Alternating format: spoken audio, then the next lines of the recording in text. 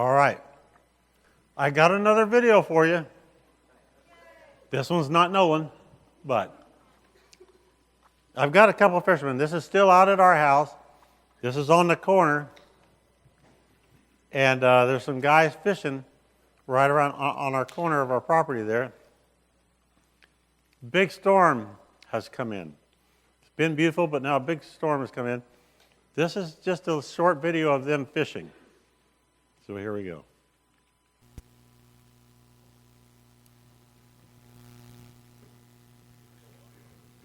Okay, I don't think, yeah, we did nothing to hear.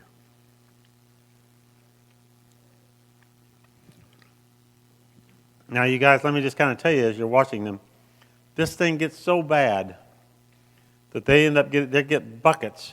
Seeing him reeling, they're getting buckets to get water out of their boat.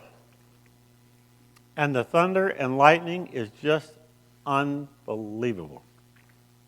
They are, and we don't have any, no volume where you can hear it, but I mean, there's thunder and lightning, and the rain is just coming down, and they are bailing water out of their boat. Now, you guys, I guess here's what I'd ask you. They had time to get out. When they got there, it wasn't bad. It got bad, but you could see it coming in. We all were watching it come in. And then when it did, I thought that they would head out. But no. They didn't head out. They kept right on fishing. The solution wasn't to leave. The solution was just to get a bucket, bail the water out, and now keep on fishing. Can you believe it? Now, I made a few notes from these guys who are fishing. I know, what are they doing? They're fishing. Now, these guys are risking everything. I'm telling you, I thought they were going to die.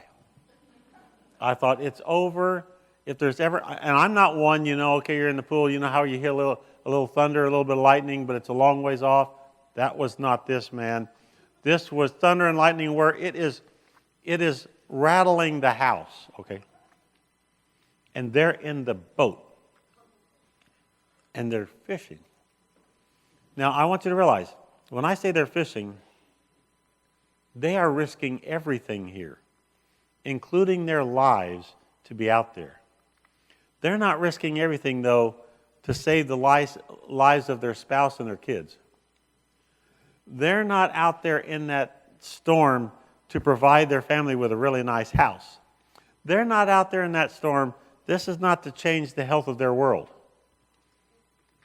They're risking all this to fish. Can you catch the gravity of that? Now, I think it's safe to say that these guys love fishing. And how they see fishing impacts what they do and how they do it.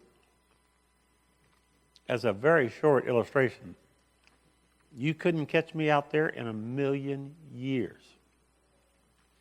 And would I risk all that to go fishing?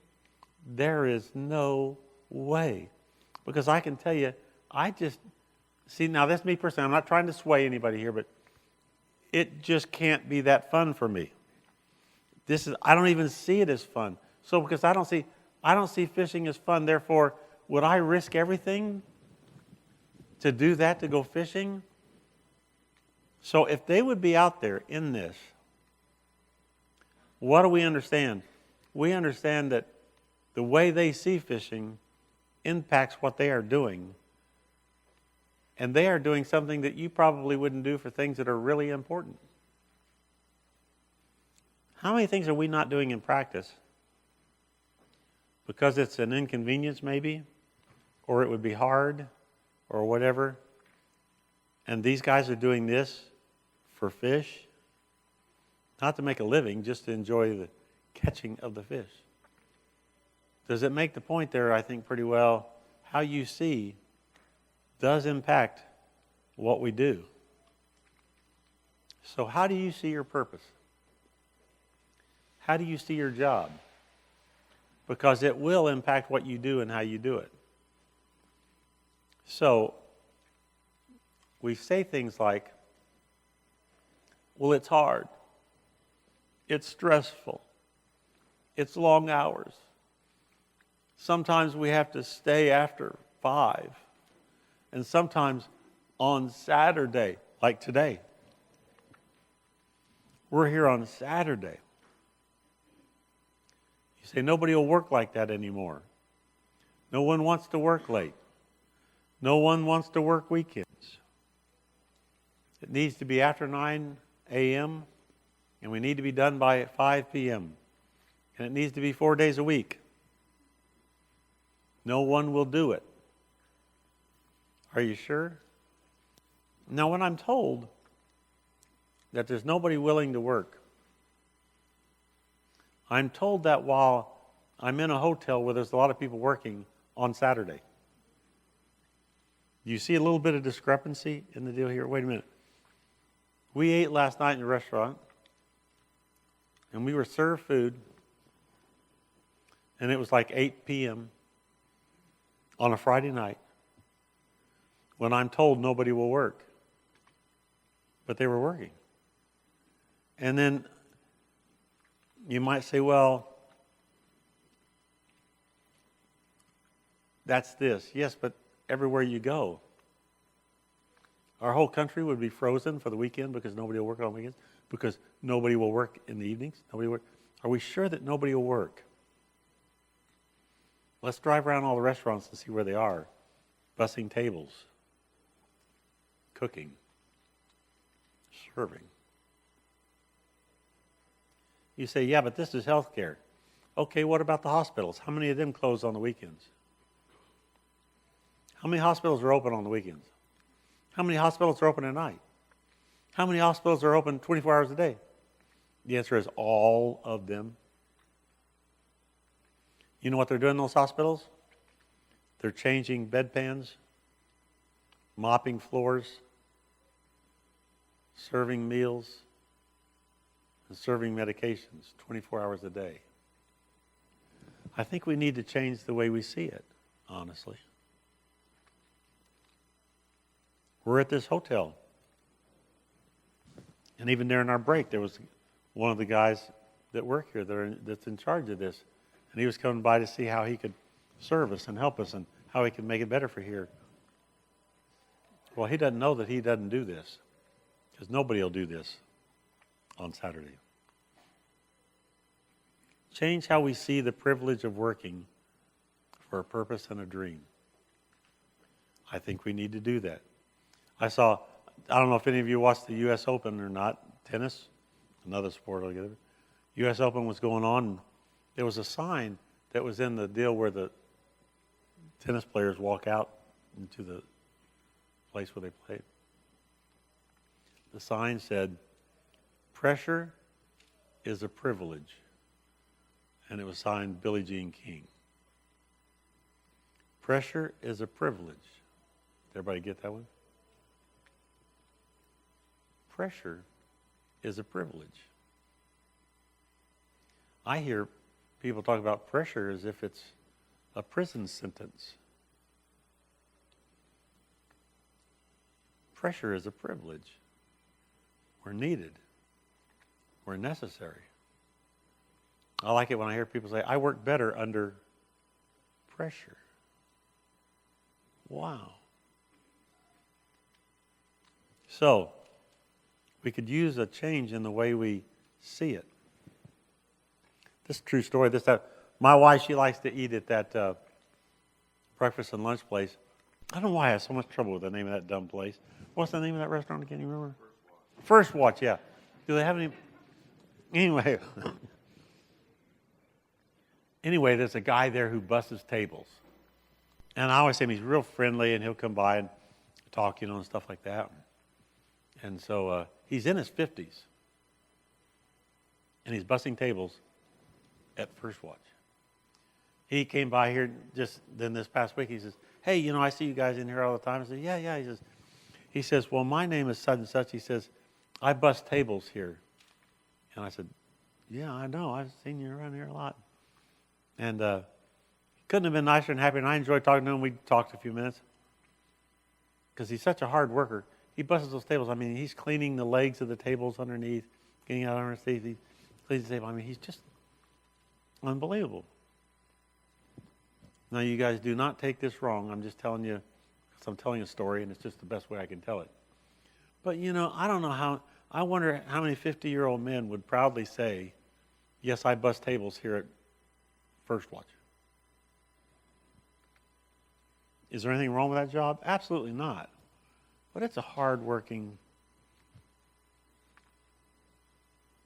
I would call it kind of a cruddy job. Without sounding bad. Does that sound bad to you guys? I don't mean, I would say, I call it, I guess the reason I call it that is because you all tell me about some of your jobs. You think being a practice representative is hard? Now I'm watching this guy bust tables hour after hour on a weekend, on evenings, or not evenings, they don't work, but on mornings, early. And I'm watching him do this, and he's happy, and he was proud to be this. And you know what I'm thinking when I'm talking to him? You couldn't thrill him more than to offer him a position in your office. Hey, would you come do this? I'm telling you, he would think he died and went to heaven to get to be a part of. You're changing the lives of people's health, and all I got to do is this. We don't see it right. We just don't see it right. He would consider it a dream come true.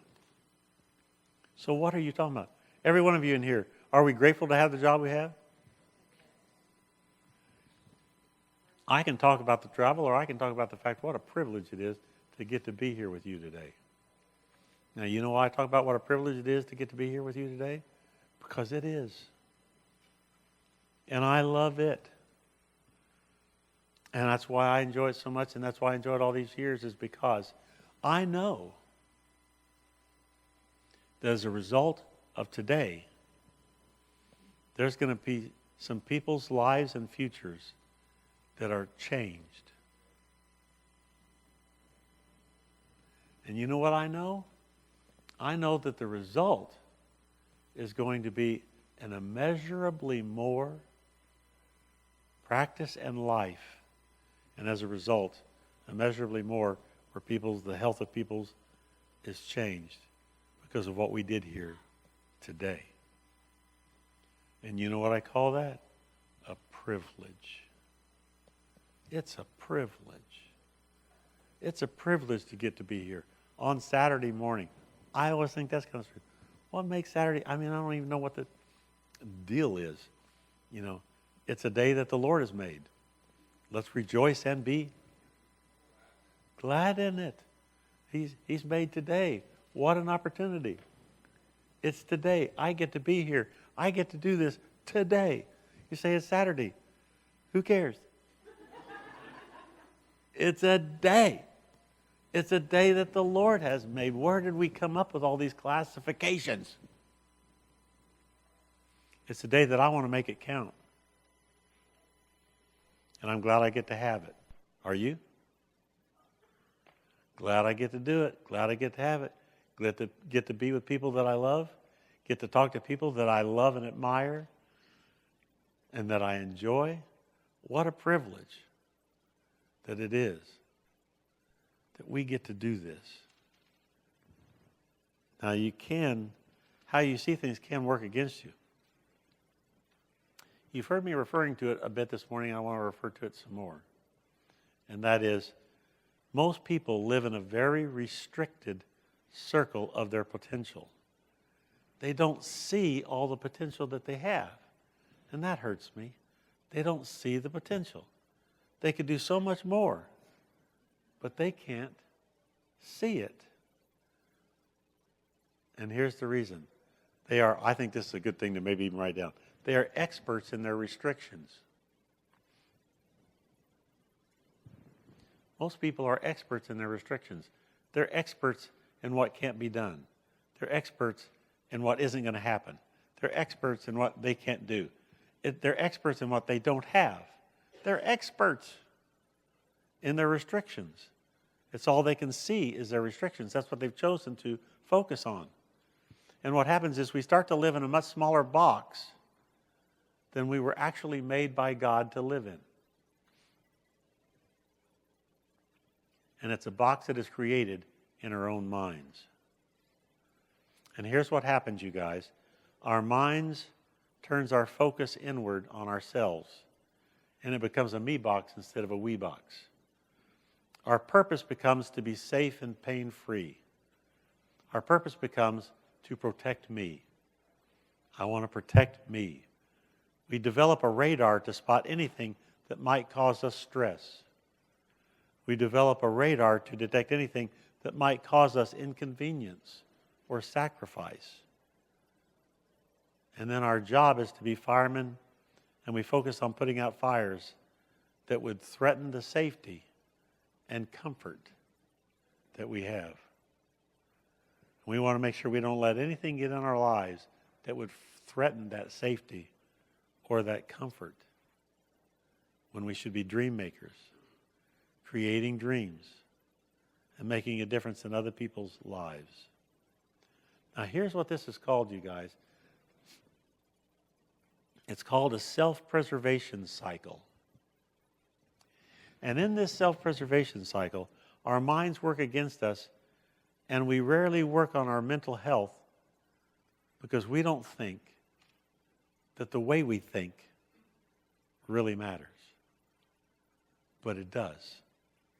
And we stop working on building something new in our minds to make a difference in people's lives.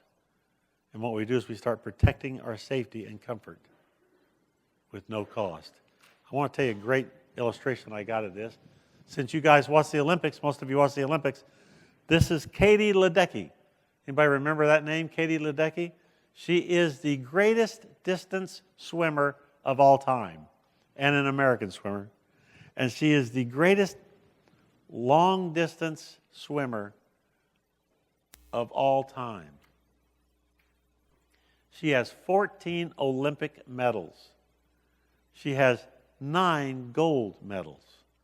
She has 4 consecutive gold medals in the same event, which was the 800 and then there's a 1500. She has the gold medal in both of them. And I'll tell you something, we're going to have to wait and see. It didn't prove it, but I'll bet she's in the next Olympics too. And she's already been in 4. And it's in the long distance of swimming. And I'm telling you, does anybody, when I say this, did any of you happen to get to see her swim? Anybody remember this? Let me tell you this. I watched her in this, winning this gold medal, this long distance. And I'm telling you, at the end of her thing, I was exhausted. I mean, I was just on the floor. It's like, oh. To watch her, you thought, I think I'm going to die through this thing. This has got to be over. And there were still more laps. Just when you thought it couldn't get any longer, it did. You know what I'm saying? She's doing it. And then I was so interested then to see about herself and read about herself. This is what Katie said about herself. This isn't her talking to us. This is her talking about herself. If you can't harness your thoughts, which by the way is what you see, if you can't harness your thoughts, you become your own worst enemy in the pool. A lot of statements here that you're going to... Now, can we relate to that? Have we ever become our own worst enemy? Have we ever tired ourselves out? Have any of us ever been tired just because we told ourselves how tired we were? We become our own worst enemy in the pool, she says. You can't focus on that. Harness your thoughts, or you become your own worst enemy. So here's what she said. To thrive in the distance swim, you must train yourself to focus on the right things. Otherwise, your brain will default to a self-preservation cycle. This is so great, you guys. Just hang on. This is great. If you don't train your focus on the right things, your brain will default to a self-preservation cycle that detects that your body hurts, signaling you to stop doing whatever it is that is hurting your body and sending messages to all corners of your mind to quit swimming already. I'm sure you can relate to bicycling, and doing that stuff. You get into that long distance stuff, don't you have to watch your mind? You have to focus your mind and make sure you better harness your thoughts. Have you ever harnessed your thoughts on pain? Making sure, don't let it get away. So look, what a perfect description of what happens to all of us in practice when we get tired on our way to winning the gold. Here's what I've seen happen. I've seen us get to a certain amount of clinics, or get to a certain amount of patient visits, or get to a certain amount of new patients, and we start backing off because we start saying, whoa, I'm starting to feel a little tired here. And I move into a self-preservation cycle that signals your brain to stop swimming.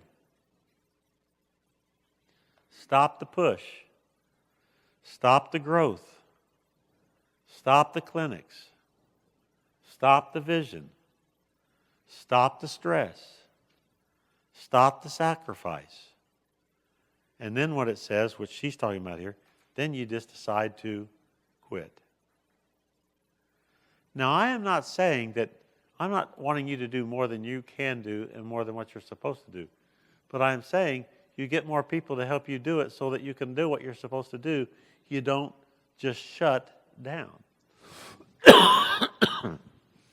So, this is incredibly important.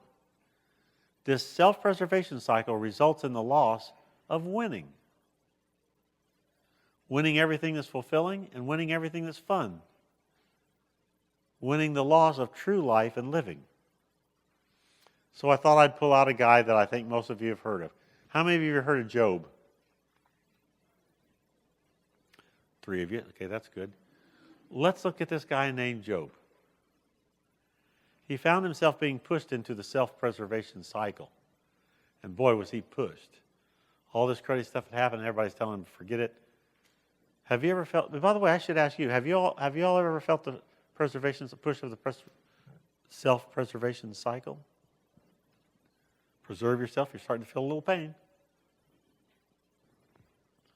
Well, nobody has more of a right to choose doing everything he can to save himself and deserting his God-given purpose.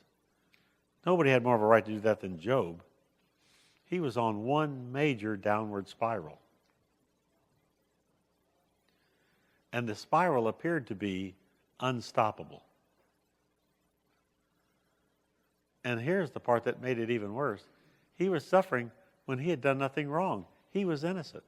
It wasn't like you could point to him and say, boy, well, of course this happened. You're one cruddy guy. That wasn't the case at all. And all these things were happening even though you might say he didn't deserve it.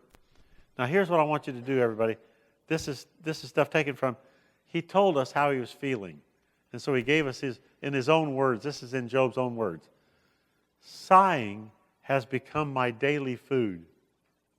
I thought that was a great quote. Sighing has become my daily food. Have you ever had days where you felt like sighing was your daily food? I mean, that's just like, I don't know. I just need to, How many of you ever been sighers? Come on. Ever had a sighing day? Sighing day, So he's waking up tired and stressed. How many of you all have ever woke up tired and stressed before? Woke up that way. I've asked people, say, how you doing? It's 8 o'clock in the morning. How you doing? Oh, I'm tired. It's 8 in the morning. You haven't had time. You get tired and stressed. Here's what he said about it. What I feared the most has come upon me. What I dreaded has happened to me. That's pretty telling, isn't it? His focus was on his fears, and he got it. Boy, how's that for proof, huh? How could all these things happen to a guy, a good guy, a great guy, And these terrible things happened to him. These terrible things happened, and here he was doing good stuff. But his focus was on his fears. And when he got attacked by Satan, how did Satan attack him? He attacked him with his fears. It worked. And he got it. Here's what Job said. I have no peace. I have no quietness. I have no rest, but only turmoil. Now, you guys, we can wear a halo all we want to, but all of us have had this. All of us have felt like, oh, if I could just get in a quiet room for a while. All of us have felt the no rest. All of us have felt the only turmoil. So look, does this view that he had here, does that make Job a bad guy? No, not at all. In fact, Job was the best Christian. You realize I'm using a term that we're familiar with. It wouldn't a term they would use then, but Job was the best Christian of his generation. And here's what the Lord said about him. Everybody, come on, get it. This is what the Lord said about him. I mean, not his mother. This is what the Lord said about him. There is no one on earth like him. He is blameless and upright. Now, how many of you would like to have the Lord say that about you? Wouldn't be so bad, would it? But Job did not desert his God-given purpose and dream because of this. So here's what Job did. He chose, the key word is chose. He chose to take his eyes off of his fears and his losses because it hadn't worked. He chose to take his eyes off his fears and his losses. How many of you ever focused your attention on your losses? Honestly? How many of you focus your attention on your fears? How many of you haven't done stuff because you said, well, I'm afraid it won't work?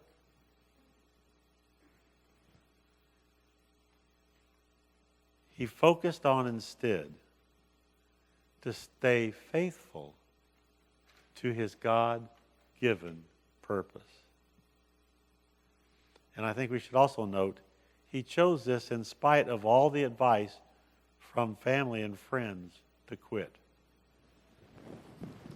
You guys probably know his story pretty good, but boy, was he given a lot of pressure by his family and friends.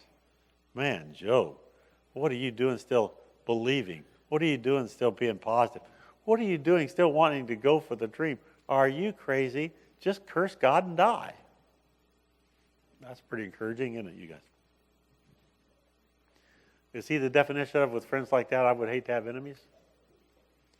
So, he chose to not listen to the advice of his family or his friends to quit. Now, you guys, have you ever been faced with a temptation just to quit? Just quit. You know, it's not worth the blah, blah, blah. He chose in spite of all the push to not listen to his self-preservation cycle and to stay faithful to his God-given purpose. Now, before you answer what you should do, let's look at the results. When he chose to do that, the Lord restored. What do you think of that? The Lord restored his fortunes and doubled his possessions. So what do you think we should do? Would you mind handing me that water, Ryan? Thanks. What's that? No, I got some.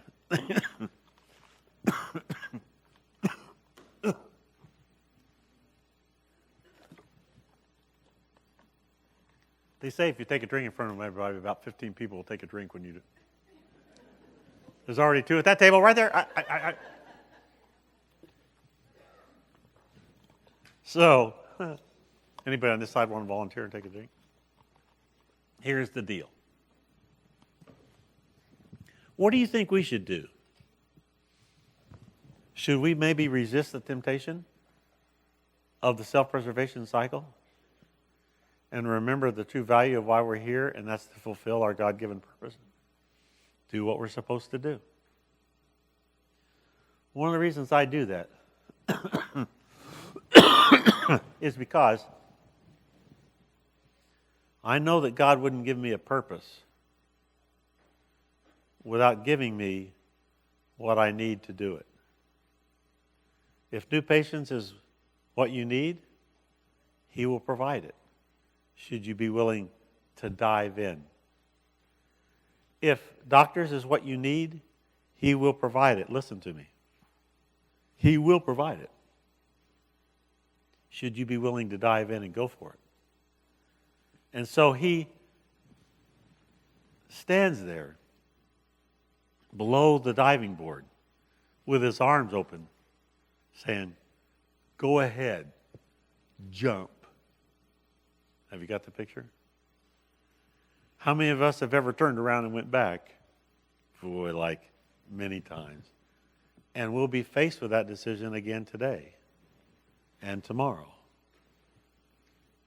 But we choose to stay faithful to His God-given purpose, and He will not only restore, but He will double anything He's ever done before. Is that good news, everybody, or what? That's pretty good news. So what should we do? We should change what we see. It's funny, it sounds easy, and it sounds simple, but it's a little like fishing in a storm. That's why I kind of bring it up. It's a little like fishing in a storm. You won't do it accidentally. Now, that's one thing I'll tell you about those guys. They weren't fishing there accidentally. They were there on purpose. They didn't stay in that storm because they had to. They stayed in that storm because they chose to. They stayed to fish in the storm. Sometimes, and that was, you guys, to fish. Sometimes I think that we have to decide that we are going to fish in the storm, in our own God-given purpose. I've been given a purpose, and therefore I'm going to do it every day. I'm going to stay faithful to my purpose. Is there some times that I feel like I'm fishing in a storm, you guys? Boy, no doubt about it. Are there some times when I feel like I'm bailing water out of the boat? Of course. Would I do it again? Now let me tell you why.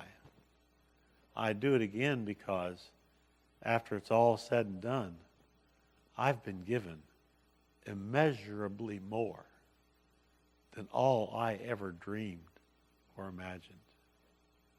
I'm so proud to be able to tell you that God is so faithful,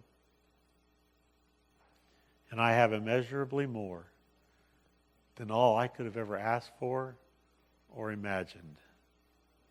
And I know where it came from, and I'm thankful to the one who gave me the purpose and the vision and the dream in the first place. So when I look at what my life could have been, when I look at what my life should have been, and I look at what my life is, it's immeasurably more, you guys. So why should we stay faithful to what He's given us to do? Now let's just kind of reaffirm it. Everybody clear your throats. Good.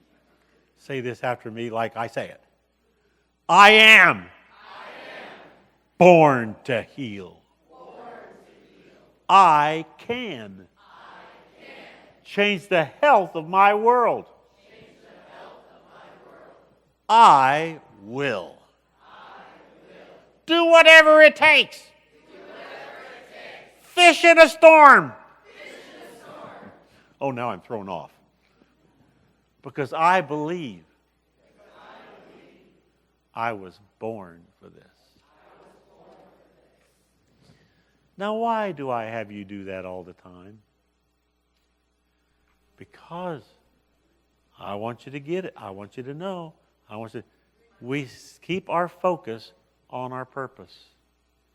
We keep our focus on our purpose and not on our problems or our pressure or our stress or our whatevers. I can't allow us to not harness our thoughts.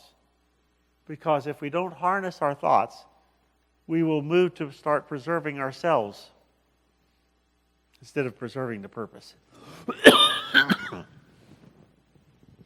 I hope this is as clear to you as it is to me. I mean, this is one thing.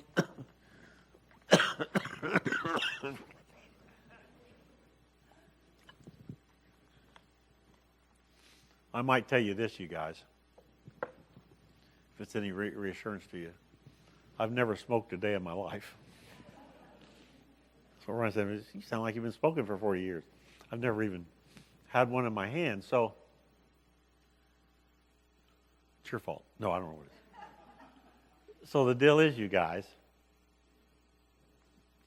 change what you see. If you get into modes of feeling sorry for yourself, change what you see. You're not focused on the right thing. If you get into your focus, if you start saying things like, well, I need to just quit this. I just need to get out of that. I just need to quit this. Change what you see. You're focused on the wrong thing, and the result is then that you move into a self-preservation cycle where you start monitoring whenever you feel a pain of any kind. You know what? I'm starting to feel tired. I'm feeling tired right now. I'm feeling stressed. I feel that. Now I better. And it's hard being a business owner and all that. It's a privilege being a business owner. It's what God has given me to do. God has given me the opportunity to be with you here and redirect at times our focus. Now let me ask you an important question. Do you think it's important sometimes to come and get your focus redirected? Is it easy for your focus to get messed up? So is it a necessity, maybe even on a Saturday? Because sometimes we can get to thinking wrong. And as a result, we lose sight of the purpose. And the only person we start living for then is ourselves. Only you, if you've moved into the right thing like we're talking about here, you can understand this. Everything I do is for you and your future and your success. Now, before you think I'm putting any kind of halo over my head, I'm not. Because I've just happened to learn that if I live to serve you and to redirect you and to help you, that I end up getting far more back than I could have ever given. So sing no sad songs for me. It's not only fun watching you win, but it's also, I'm the biggest benefiter of them all.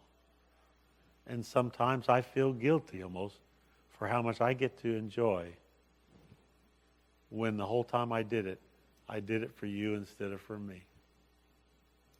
Is that weird, everybody, or what? So there's this little scripture that stood out in my mind. Whoever tries to save his life will lose it. But whoever gives his life for another, ooh, there's the deal, huh? We'll have it. We'll have life. We'll have immeasurably more than all we ask or imagine. You say, well, Keith, I don't think you should pull this stuff into a deal like that. I don't think you should pull it, this God-given dream and all that. I know, I don't think I should either. But I don't know any other way to communicate it because it's the way it works for me. And if you want to know what works for me, I'm just telling you what works for me. I'm not giving it to you so it's not for an argument. It's not for you to, I'm not doing anything. I'm not going anywhere. I'm just telling you, this is the way it's worked for me. And I am what? Grateful.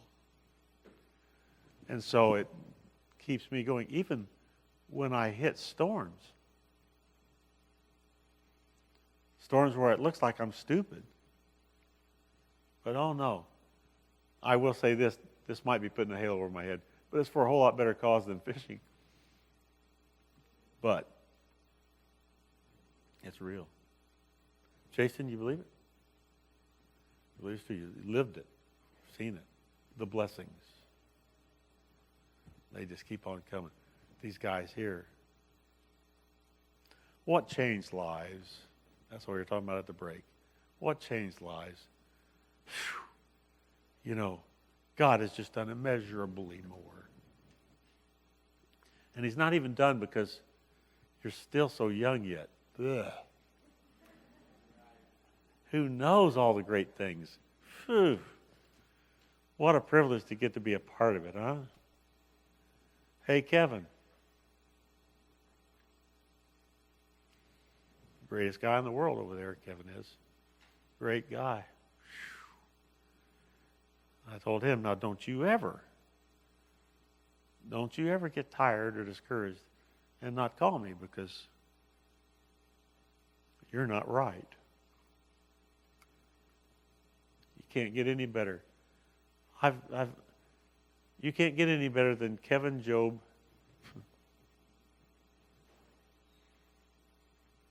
I don't know, he just had another baby here not very long ago. How old? A little over a year, that's what I was thinking. The guy is 74. And he has it's unbelievable, man. He makes Sarah look young. I don't know what the deal is on this thing. This guy has... But guess what, Kevin? Now I'm going to be serious for just a minute. I was kidding. But now I'm going to be serious. Kevin, it's for a God-given purpose. How about that? A lot of my family I've lost. And sometimes I wonder how come I'm here. Except that today, I still have a purpose. And I'm going to live it. So you know what I say today? In spite of those things, today is the day the Lord has made. And I will rejoice and be glad in it. How about you guys? So what I would recommend to you is choose the joy. Don't move into a self-preservation cycle and say, oh, woe is me. No. You're not right. You're not seeing it right. See the purpose, because what you see is what you get. Don't you let anyone tell you this won't work and can't be done. I've seen, literally, you guys, and I'm proud to say this. I've seen literally thousands of practices. Thousands of doctors. Thousands of staff in the stronghold of the preservation cycle. And their middle name was Job. They were scared to do anything. And it felt safe to do nothing. I've sat down with probably a lot of you here. When you joined, Zach, when you joined and you were scared to death, and I wasn't, and you said, are you sure this is the right thing? And I said,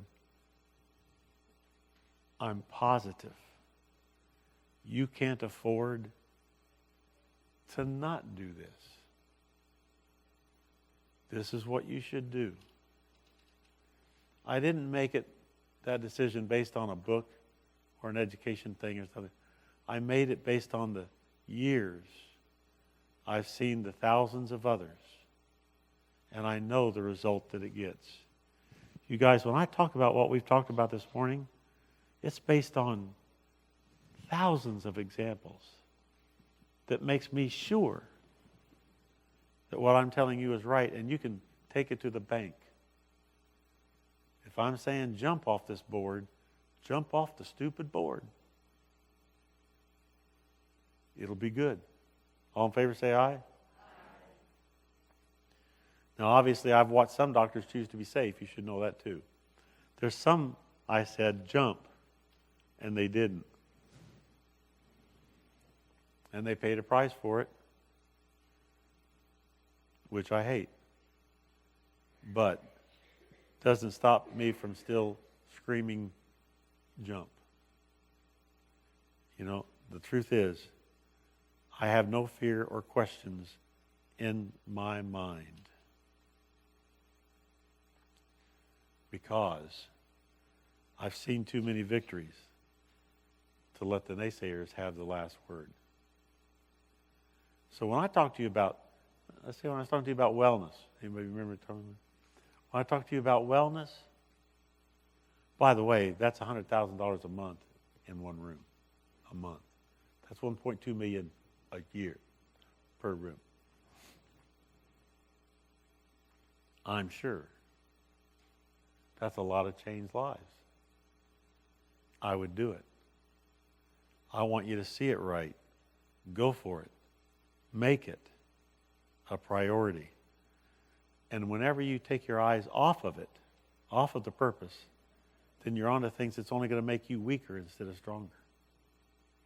Do you realize, I always say, if you chase after two rabbits, you'll lose both of them. Not against anything, I'm just for accomplishing the purpose. That's all. I want to, and I can't afford to.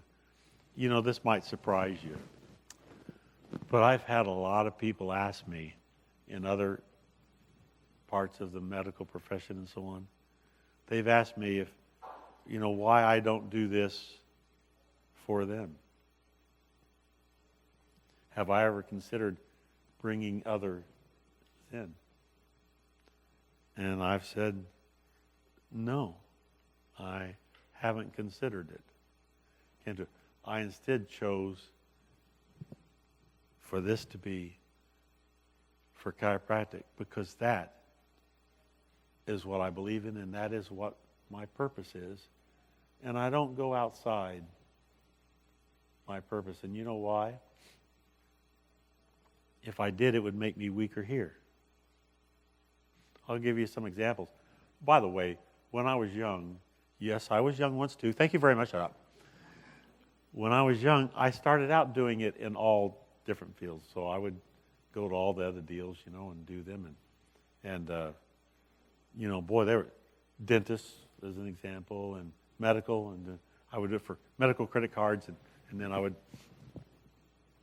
do it for their offices, and they would have me do the seminar for them so that then they could push their credit card, while they were there. And so I do it for all different types like this. And it came down to a point where I knew I was going to have to choose if I was going to be any good. I mean, I can be mediocre in all things, or I can be really good at doing what I'm supposed to do. I chose chiropractic.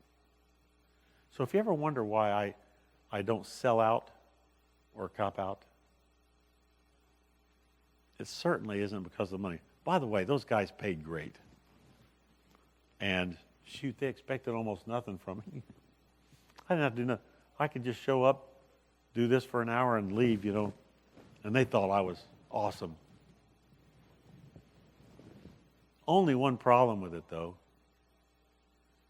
Not my purpose. Everything isn't a matter of money, That's why when other niches try to get me to do their deal and sell it to you guys and get you to do it, and I don't do it, even though it's a tremendous offer of a lot of money. A lot. Why do I not? Well, not my purpose, you see. It's not what I think. I want to do and always do only what I know to be what's best for you to do. And that's all I care about. So you see, when I get an offer of $1 million for this just by telling you to do it, I'll ask you, would you turn down $1 million cash to not do anything but say the word? I'm asking you.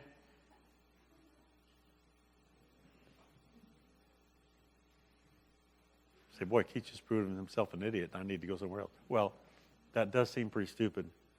Except for one thing. Will it come back? I'm going to have integrity. I'm going to have honesty. And I'm going to do what's best for you. And if I say it isn't, that means it isn't. If I say it is, it means it is. And it isn't going to be for the bucks. Because I turned them down. All in favor, say aye. It's the deal. So would I pay attention today if I were you? I would pay attention. Yeah, this is true. I'm real close, pretty close. One of our doctors who lives and practices in a small town in the Midwest. And in that you have plenty of perceived restrictions. But he resisted the push of the restriction and being limited to those restrictions. He was at one of our conferences, one of our elite deals, where I talked about finances and the potential of his finances and what he could accomplish. And that he would be able to do immeasurably more than all that I have done, even where he is. He was real young. I said, you'll be able to do a lot more because you're so young anyway. Shoot, I can't imagine what's going to happen. Well, you know, he dove in the pool. And I mean, he really dove in the pool. Today, he's applying those ideas, and I'm telling you, he has become the Walt Disney of his town. It's unbelievable what he has accomplished and done in that place. A net worth of well over $100 million. I don't even know how much it is now. It grows pretty quickly.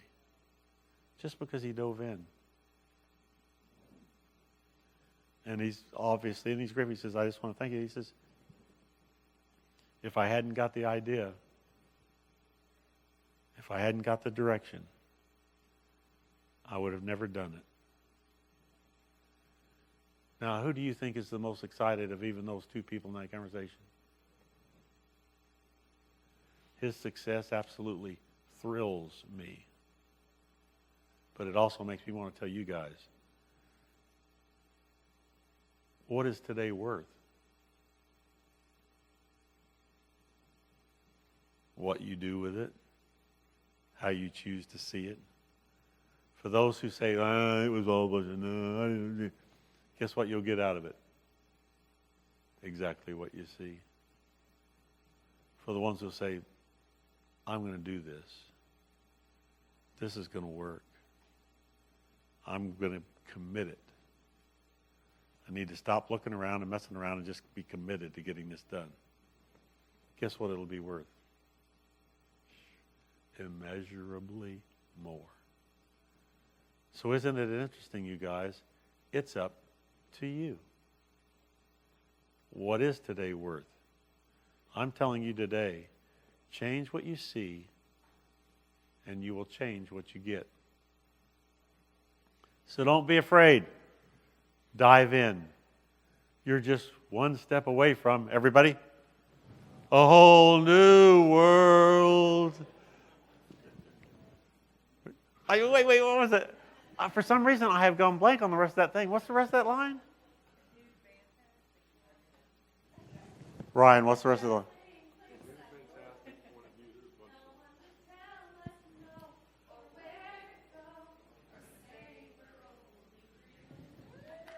Oh, very good. So there you go. There you A whole new world. And you are closer than you think. One change like this one today can make a big difference. How many of you believe that's true? Just the one change can make it. We're going to be different as a result this morning, aren't we? Aren't we? Aren't we? Going to be.